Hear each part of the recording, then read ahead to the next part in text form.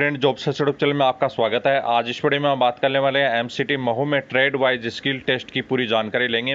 साथ में ही पूरी जानकारी और लेंगे कि क्या एडमिट कार्ड और आने वाले हैं, क्या जिनका एडमिट कार्ड नहीं आया तो वो क्या कर सकते हैं, स्किल टेस्ट में फेल भी किया जाता है या मेडिकल इसके बाद में कैसा किस प्रकार का होगा, ये सभी जानकारी और फिजिकल रनिंग की वगैरह में भी किस ट्रेड में होगा वो भी सभी जानकारी लेने वाले हैं।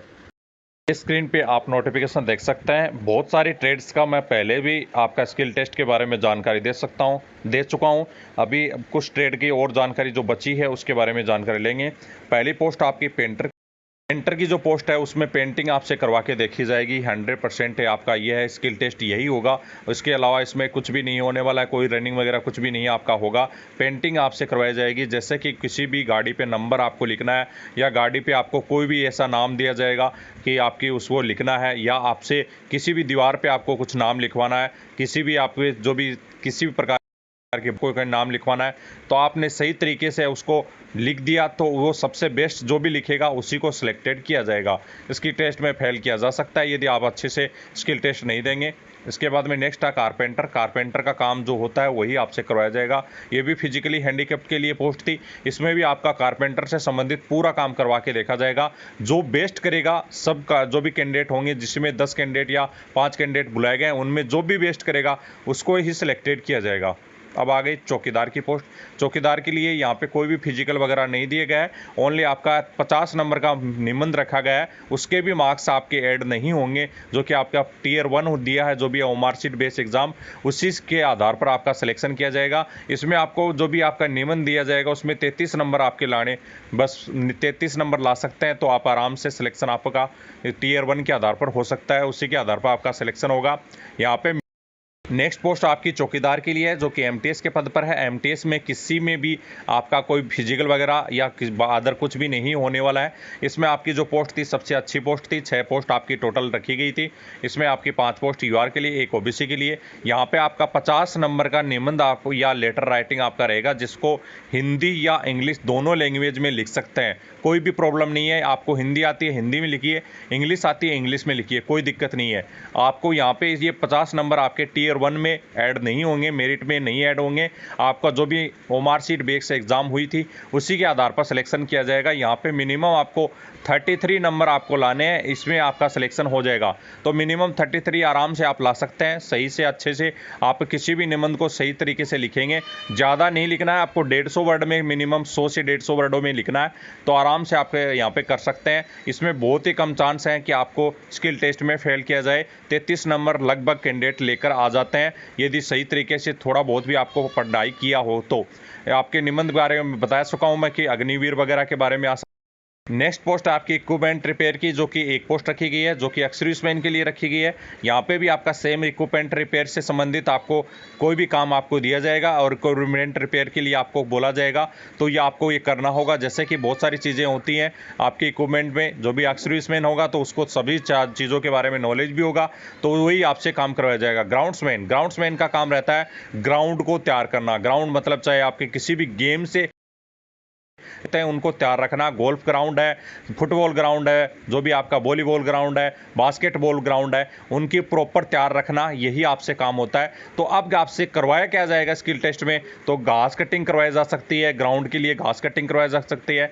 जैसे घास कटिंग वाली मशीन आपको दे दी जाएगी, उससे आपको घास काटना है, या साथ में ही आपको ये किया जाएगा कि मार्किंग करनी है ग्राउंड की, तो वो चूने से आपको मार्किंग करनी होगी। ये सभी नॉर्मल आपको बेसिक सी चीज़ें आपसे करवाई जाएंगी। इसमें आपको स्किल टेस्ट में कोई भी फेल नहीं करने वाला है, टेंशन लेने की जरूरत आपको नहीं है। इसमें आपका मार्क्स पे आधार पर आपका सिलेक्शन किया जाएगा। एमटीएस आ गई फिर से आपकी मैसेंजर की पोस्ट, वही आपका 50 नंबर का आपका हिंदी या इंग्लिश में निबंध या लेटर राइटिंग आपका रखा जाएगा। 33 नंबर आपको लाने हैं तो आराम से आपका सिलेक्शन हो जाएगा।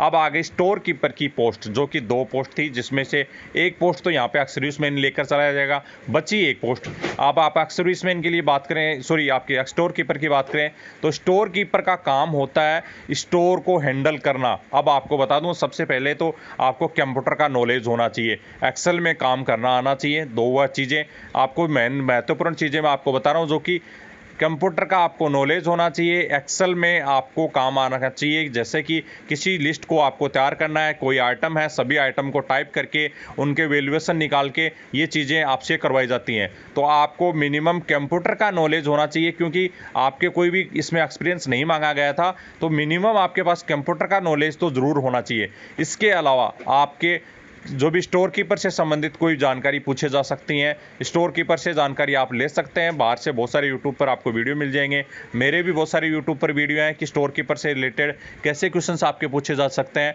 कि स्टोर कीपर का काम क्या होता है। सबसे बड़ी बात तो यही है कि आपको स्टोर को हैंडल करना, स्टोर में कौन सी चीज़ आ रही है, कौन सी मंगानी है, उसको सबसे ज़्यादा उसका रिकॉर्ड रखना, और उसके साथ साथ ही आपकी जो भी चीज़ों आ रही हैं और जा रही हैं उनका पूरा कंप्लीट बायोडाटा एक तैयार करना, और जिसको भी देते हो, वो जिसको भी इशू करते हो, वो जो भी आपकी चीज़ है उसका प्रॉपर उसका रिकॉर्ड रखना, यही सभी चीज़ें होती हैं स्टोर कीपर का काम। संबंधित क्वेश्चन पूछे जा सकते हैं, कंप्यूटर पे एक्सेल वगैरह सीट में काम करवाया जा सकता है, यही चीज़ें आपसे करवाई जाएंगी। ज़्यादा आपको टेंशन लेने की जरूरत नहीं है। स्टोर कीपर में भी किसी भी प्रकार का आपका मार्क्स वगैरह ऐड नहीं होने वाले हैं, नॉर्मल स्किल टेस्ट होगा, और आपके मार्क्स जो भी टियर 1 है उसी के आधार पर आपका सिलेक्शन किया जाएगा। उसके बाद में टेलर है, तो टेलर में प्रॉपर आपसे पीडब्ल्यूडी की कैंडिडेट की पोस्ट थी, फिजिकली हैंडीकैप्ड की, तो यहाँ पे प्रॉपर आपसे जो भी आपका कपड़ा कटिंग करना, सिलाई करवा के देखना, इक्विपमेंट मतलब लेदर वगैरह की सिलाई भी आपसे करवाई जाएगी। बहुत सारी चीज़ें होती हैं। टेलर में किसी भी प्रकार के इक्विपमेंट के बारे में पूछा जा सकता है कि टेलर में जो मशीन है उसमें कौन सी सुई कहाँ पे डलती है, कैसी सुई डलती है, किस प्रकार से सुई लगानी होती है, सुई टूट जाए तो क्या करना होता है, ये सभी चीज़ें आपसे करवाई जाती हैं। इसके बाद में टेलीकम्युनिकेशन मैकेनिक की 2 पोस्ट थी, जिसमें एक एक्स सर्विसमैन की।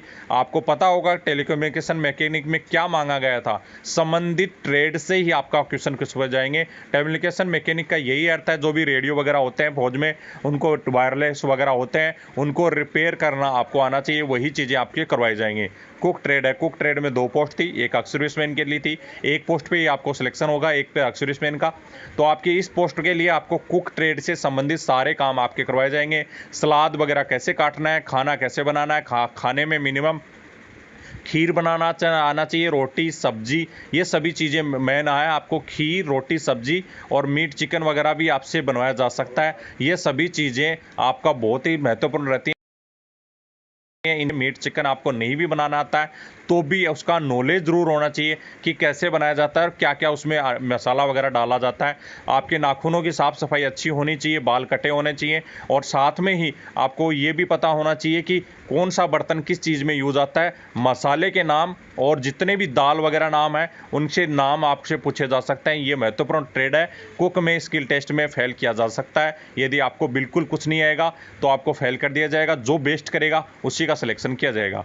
दफ्तरी मल्टीटास्किंग स्टाफ की पोस्ट है, वही सेम आपका 50 नंबर का जो भी आपका एस्से वगैरह या लेटर राइटिंग रहेगा, 33 नंबर आपको लाने हैं। हिंदी इंग्लिश में आप कर सकते हैं, कोई दिक्कत नहीं है, कोई भी प्रॉब्लम नहीं है। आप इसमें आराम से 33 नंबर अच्छे से नॉर्मल से पढ़ के भी 50 से 150 वर्ड आप लिख देंगे मिनिमम, तो आपको आराम से सिलेक्शन हो सकता है। गार्डनर भी सेम ट्रेड है। गार्डनर में संबंधित आपको गार्डनर से क्वेश्चन पूछे जा सकते हैं कि कैसे घास कटिंग करवाई जाती है, गार्डनर में कैसे पौधे होते हैं, पौधे के लिए नाम पूछे। बेसिक गार्डनर से संबंधित जरूर ट्रेड के बारे में जानकारी लेके जा सकते हैं। ये बिल्कुल दिमाग में फिट कर लें, गार्डनर के बारे में जानकारी ले सकते हैं, मौखिक रूप से आपसे पूछा जा सकता है। इसके अलावा 50 नंबर का आपका लेटर या जो भी आपका एसे राइटिंग आपका रहेगा, वही आपको 33 नंबर लाने हैं। हिंदी या इंग्लिश में आपको करवाया जा जो भी आपका रहेगा कि हिंदी या इंग्लिश में आप कर सकते हैं, तो 33 नंबर नॉर्मली आप ला सकते हैं, जो भी आपके 100 से 150 वर्ड लिखकर। अब आ गई फटिक मैन की ट्रेड, जिसमें टोटल 3 पोस्ट थी। यहाँ पे होगा आपका फिजिकल, फटिक मैन में ट्रेड में फिजिकल होगा। रनिंग भी करवाई जा सकती है 100 मीटर वगैरह की, या 150 मीटर की, या 500 मीटर की, तो रनिंग की तैयारी करके जाएं। साथ में रस्सा भी चढ़वाया जा सकता है फटिक मैन में, और गड्ढा भी पार करवाया जा सकता है, और वजन के साथ भी आपको रनिंग करवाया जा सकती है। फटिक मैन का काम ये होता है कि वजन मतलब लोडिंग अनलोडिंग का काम करवाया जा सकता है। किसी भी ट्रक में माल चढ़ाना, वापस उतारना, फिजिकली रूप से फिट होना। चाहिए तो आपको रनिंग वगैरह वजन के साथ रनिंग 65 केजी का वेट आपको दे दिया जाएगा और 100 मीटर आपको भागने के लिए बोल दिया जाएगा। रस्सा भी आपसे छुड़वाया जा सकता है, गड्ढा भी आपसे पार करवाया जा सकता है। फिजिकल की कंप्लीट तैयारी करके जाएं जो भी फटिकमैन वाले ट्रेड वाले। अब आ गई है लास्ट आपकी ट्रेड में एलडीसी पद के लिए पोस्ट है, उसमें आपको मैं बता चुका हूं कि आपका इसमें 100 नंबर का पेपर रहेगा जो कि एसे राइटिंग और लेटर राइटिंग रहेंगे दोनों, जिसमें 50-50 नंबर के दोनों को आपको हिंदी या इंग्लिश में लिख सकते हैं। ऐसा नहीं है कि एक हिंदी में लिखेंगे एक इंग्लिश में, आपको दोनों या तो इंग्लिश में लिखने होंगे या हिंदी में। लेटर राइटिंग और एसे राइटिंग को दोनों को इसी प्रकार से आपको लिखना है, एक हिंदी में एक इंग्लिश में, ऐसा नहीं लिखना है। या तो दोनों इंग्लिश में या दोनों ही हिंदी में लिखने होंगे। लेटर राइटिंग एसे राइटिंग के बारे में आपको मैं बता चुका हूं, अग्निवीर के बारे में, जनसंख्या विस्फोट के बारे में, बढ़ते हुए विकास के बारे में, जो भी आपका जो भी बढ़ता हुआ जो भी भारत का विकास है उसके बारे में पूछा जा सकता है।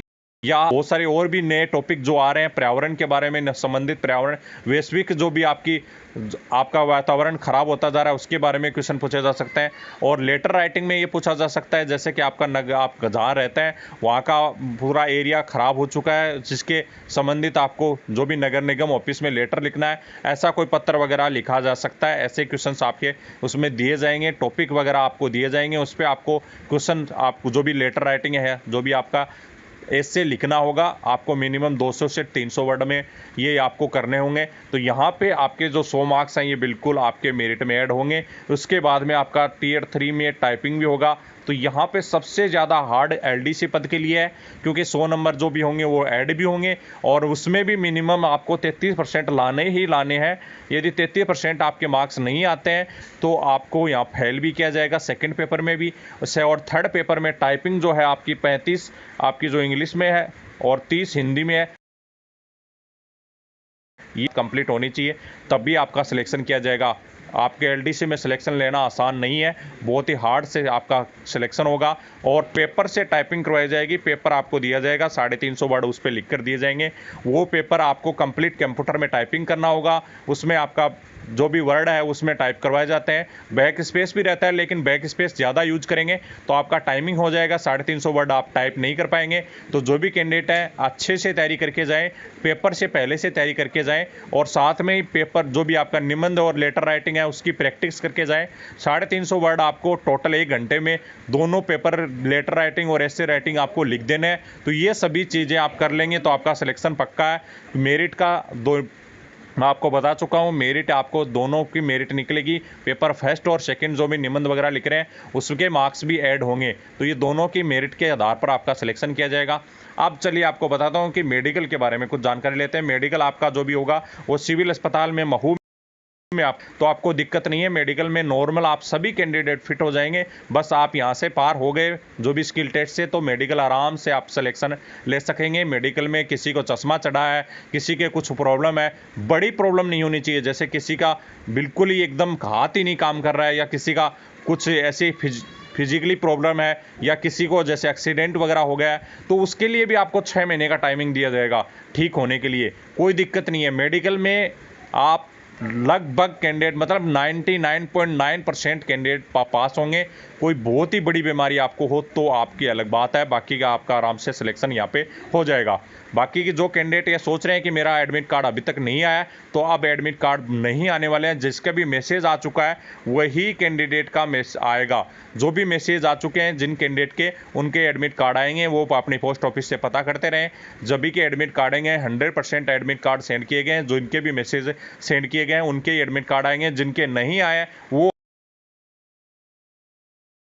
आपका एडमिट कार्ड क्यों नहीं आया, कितनी मेरिट गई है, कितनी कट ऑफ गई है और उनके मार्क्स कितने थे, ये आरटीआई के माध्यम से अभी पता करना स्टार्ट कर सकते हैं। ऑफलाइन में आरटीआई अप्लाई कीजिए, जिसमें 10 रुपये का पोस्टल ऑर्डर लगाकर मैं आरटीआई पे एक वीडियो बना चुका हूं। वैसा आप उस आधार पर सिलेक्शन जो भी आपका पोस्टल ऑर्डर वगैरह लगाकर RTI लगा दीजिए, सब कुछ पूछ सकते हैं। आपका जो भी है लेटर क्यों नहीं आया, बाकी अभी कोई भी लेटर नहीं आने वाला है, सभी जानकारी आपको दी गई है। लगता है मुझे कि सारी जानकारी आपको कंप्लीटली अच्छे से समझाई गई है। इसके अलावा यदि आपको किसी प्रकार की जानकारी चाहिए, जैसे कि मैं ड्राइवर के ट्रेड के बारे में यहाँ पे जानकारी आपको नहीं दी है, ड्राइवर ट्रेड में पहले मैं आपको बिल्कुल जानकारी दे चुका हूँ, तो आप पहले का वीडियो देख सकते हैं। काफ़ी कैंडिडेट ये बोलेंगे ड्राइवर में हमें क्यों नहीं बताया सर, तो ड्राइवर का पहले अच्छे खासे से जानकारी दे चुका हूँ, तो वहाँ से आप देख सकते हैं, पहले का वीडियो है। और आराम से टेलीग्राम आपने नहीं ज्वाइन किया तो टेलीग्राम पर सारी वीडियो उपलब्ध है, वहाँ से ज्वाइन करके देख सकते हैं, या यूट्यूब में भी आपको मिल जाएंगे वीडियो लिस्ट में जाकर।